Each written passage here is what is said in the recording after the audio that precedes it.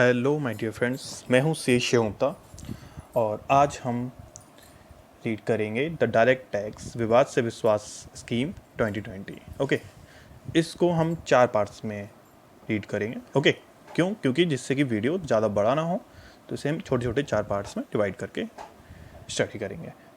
तो इसमें पहला पार्ट जो मैं आज एक्सप्लेन कर रहा हूँ आप लोगों को, वो है इसका बैकग्राउंड और ये एक्ट। ओके, अच्छा, बैकग्राउंड में क्या है मैं एक्सप्लेन करना चाहूँगा आपको। ये एक्ट क्या है, सबसे पहली चीज़, ये एक्ट क्यों लाया गया। क्योंकि हम आप देख रहे हैं कि काफ़ी सारे केसेस इनकम टैक्स में पेंडिंग होते जा रहे हैं। क्यों पेंडिंग होते जा रहे हैं? क्योंकि कहीं ना कहीं सेक्शंस में इशूज़ हैं। ओके, कहीं कहीं एक्सप्लेनेशंस में प्रॉब्लम्स हैं, लूप होल्स हैं। ओके, अब इसमें क्या होता है, केसेस भी आपके वेरियस स्टेजेस पे पेंडिंग्स हैं। इनकम टैक्स अपील्स में, ट्रिब्यूनल में, high court, supreme court, various stages पे। ओके, तो इसमें क्या हुआ कि अभी एक स्कीम आई है जिसमें क्या होता है कि आपको एक वन टाइम अपॉर्चुनिटी दी गई है कि आपने इस रिस्पेक्टिव केस को, जो भी आपका पेंडिंग है, उससे डायरेक्ट इस स्कीम के अकॉर्डिंग सेटल्ड कर सकते हैं। ओके, अब अच्छा, इसमें स्कीम में क्या बेनिफिट मिल जाएंगे आपको, स्कीम से क्या बेनिफिट मिलेंगे। पहला कि आपकी जो भी उस पर इंटरेस्ट की लायबिलिटी आपको आ रही है, सपोज़ आपका कोई भी टैक्स अमाउंट है, अब वो कोई पुराने असेसमेंट ईयर से रिलेट कर रहा है, सपोज़ कि असेसमेंट ईयर 12-13 है। ओके, उसको पे कब करना था, उसको उसी सेम ईयर में पे करना था, बट अभी नहीं कर पाए। अब वो असेसमेंट में ऑर्डर चला जाता है, डिमांड आती है, और डिमांड क्या होती है कि विद इंटरेस्ट आपको देनी होती है। तो इंटरेस्ट उस पर काफ़ी ह्यूज अमाउंट में आपको पे करना पड़ जाता है। इस केस में क्या होगा कि अगर आप यहाँ सेटलमेंट केस में जा रहे हैं, ओके, तो इसकी एक स्पेसिफाइड डेट है, उसके अंदर अगर आप इसे पे कर रहे हैं तो आपको 100% इंटरेस्ट लायबिलिटीज से बेनिफिट मिल जाएगा। मतलब आपको इस पर कोई भी इंटरेस्ट नहीं पे करना है। ओके, अच्छा, दूसरी चीज़ क्या होगी, इस पर जो भी पेनल्टीज़ आती थी वो पेनल्टीज़ भी वेवर हो गई हैं।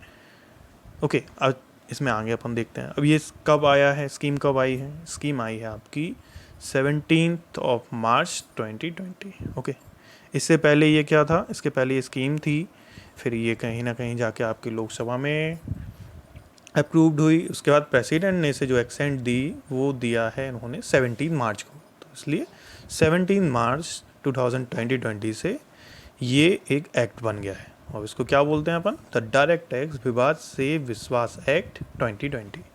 ठीक है, अब 17 मार्च को इसका एक्ट आया है। ओके, तो आपको कन्फ्यूज़न होगा कि भाई एक्ट आ गया, रूल्स भी आए होंगे, तो रूल्स क्या है। रूल्स जो आए हैं वो हैं 18 मार्च को। ओके, अब चलिए थोड़ा आगे देखते हैं इसमें और क्या चीज़ें हैं। इसमें सबसे पहले जब ये आपका एक्ट आया, ओके, तो उसमें क्या था कि इसमें एक स्पेसिफाइड डेट आई थी। स्पेसिफाइड डेट क्या होती है, स्पेसिफाइड डेट है कि आपको 31 मार्च के पहले के जितने भी केसेस आपके पेंडिंग हैं वो सारे इसमें कवर होंगे। ओके, अब क्या था इसमें, इसकी जो डेट आई है कि ये लास्ट डेट कब तक आप इसमें कर सकते हैं for the 100% interest and penalty waiver के लिए, वो थी 31 मार्च। अब चूँकि आप भी समझ रहे हैं कि 18 मार्च को अगर रूल्स आपके आए हुए हैं तो सिर्फ 12 दिन के पीरियड में, जबकि हम जानते हैं कि वो कोरोना टाइम का पेंडेमिक चल रहा है, उस समय कहीं ना कहीं रिस्ट्रिक्शंस हैं कि हम इस चीज़ को नहीं कर पा रहे हैं। तो इस चीज़ को ध्यान में रखते हुए हमारी फाइनेंस मिनिस्टर जो कि निर्मला सीतारमन जी हैं, उन्होंने एक प्रेस रिलीज़ के थ्रू इसको चेंज किया। अब इसकी डेट क्या हो गई है, इसकी डेट हो गई है 30 जून।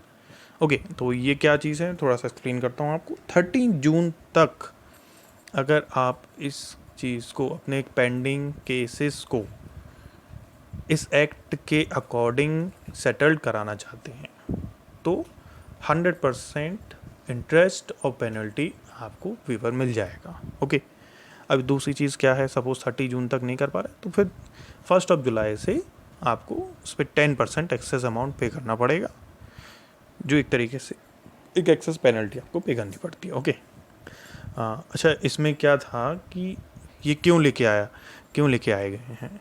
अब निर्मला सीतारमन जी ने देखा कि भाई कितने केसेस पेंडिंग हैं, उनका जो अप्रॉक्सीमेट फिगर था वो था 4,83,000। मतलब एक तरीके से देखा जाए तो 4,83,000 डायरेक्ट केसेस अभी पेंडिंग हैं।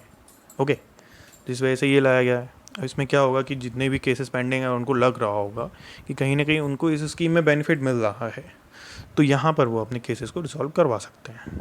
अब कौन कौन रिजॉल्व करवा सकते हैं, ये बहुत बड़ा इंपॉर्टेंट पॉइंट है। ठीक है, इसके लिए कैसे एक्सप्लेन करेंगे, इसके लिए हम सबसे पहले चलेंगे डेफिनेशन में। डेफिनेशन किसकी होगी, एपिलेंट की। एपिलेंट कौन, मतलब कि जो जिसकी कहीं ना कहीं अपील पेंडिंग है। ओके, अपीलेंट की डेफिनेशन कहाँ दी हुई है, वो दी हुई है आपको सेक्शन 2 में।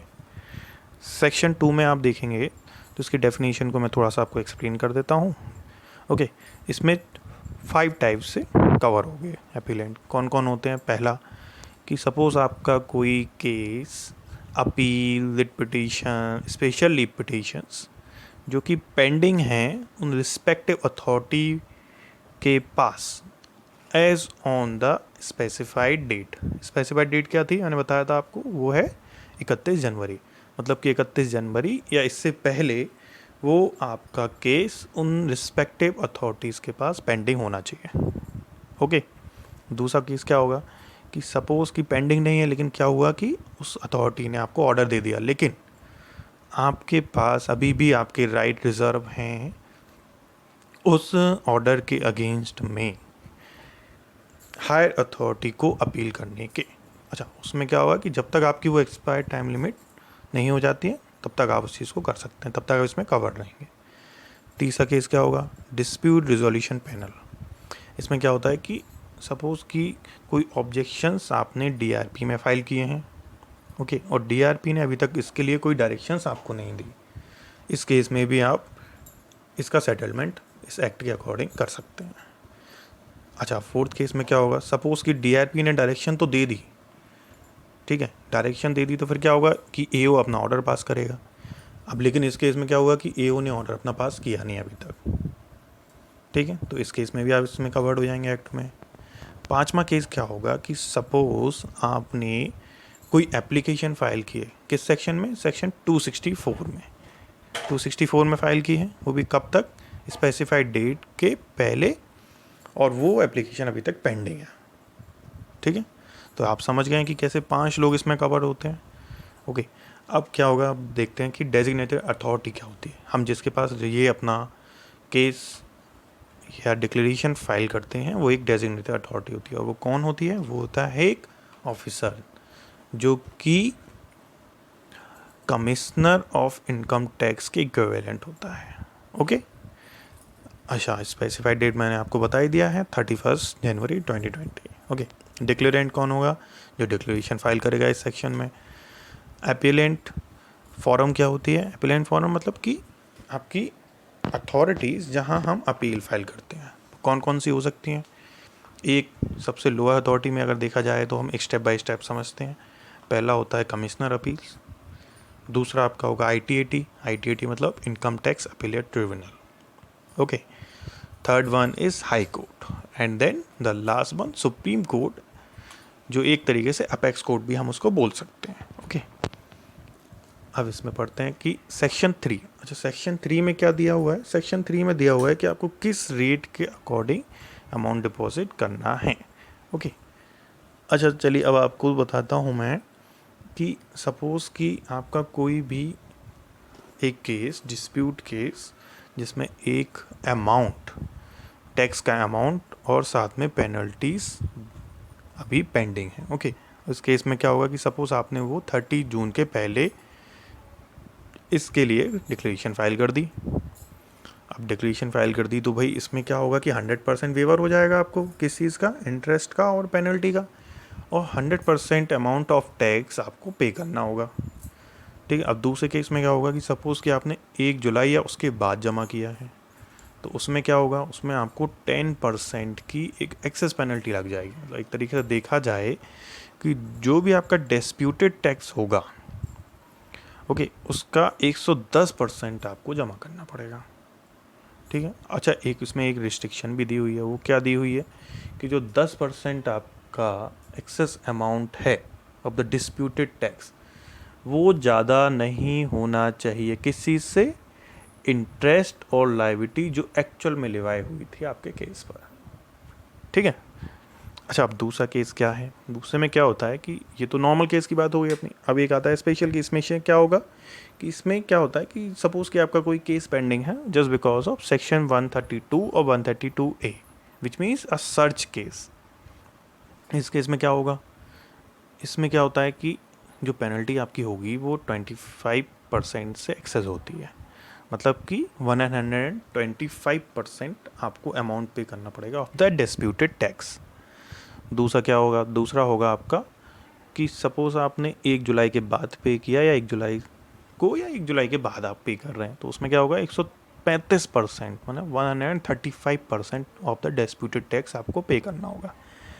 ओके, अब इसमें क्या होगा कि जो भी आपकी 25% या फिर 35% एक्सेस लायबिलिटी आ रही है इन दोनों केसेस में, उसमें क्या होगा कि उसमें जो एक्सेस लायबिलिटी होगी वो भी रिस्ट्रिक्ट होती है। कहाँ वो रिस्ट्रिक्ट होती है, आपकी इंटरेस्ट और द पेनल्टी।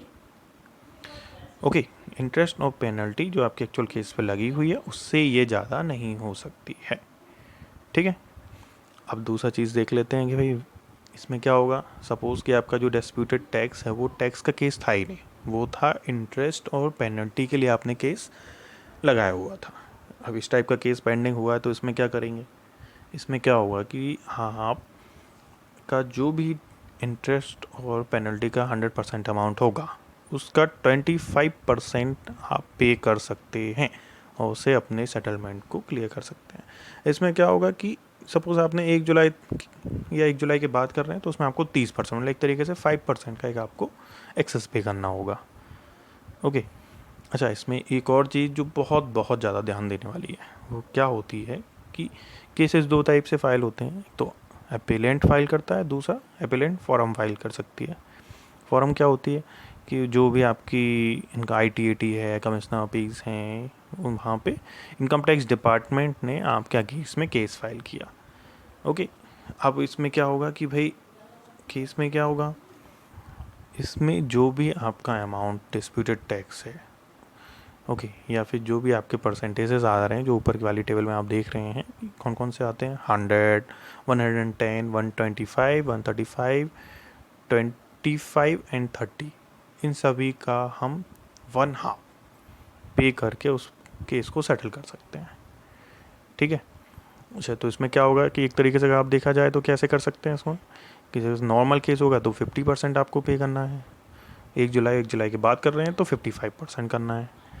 ओके, सर्च का केस होगा तो उसमें 125% का आधा यानी 62.5% आपको करना है। वहीं तो 135% का हाफ आपको पे करना होगा। नहीं, अगर सिंपल आपके सिर्फ इंटरेस्ट और पेनल्टी होगी तो 25% का आधा यानी 12.5% आपको पे करना है और सेकंड केस में आपको 15% करना है। ठीक है, चलिए इसके साथ हम इसको क्लोज करते हैं। फॉर फर्दर इन्फॉर्मेशन आप हमारे चैनल को सब्सक्राइब कर सकते हैं द टैक्स टाइम। ठीक है, अगर आपको और अगर ये आपको जो भी PDF फाइल या वर्ड फाइल जो मैंने आप जनरेट की हुई है अगर आप ये चाहते हैं तो आप अपनी मेल ID कमेंट बॉक्स में लिख दीजिए, मैं आपको इस चीज़ को मेल कर दूँगा। Okay, for any other clarification आप इस चीज़ को भी कमेंट बॉक्स में लिख सकते हैं। चलिए, thank you so much. Okay, bye bye.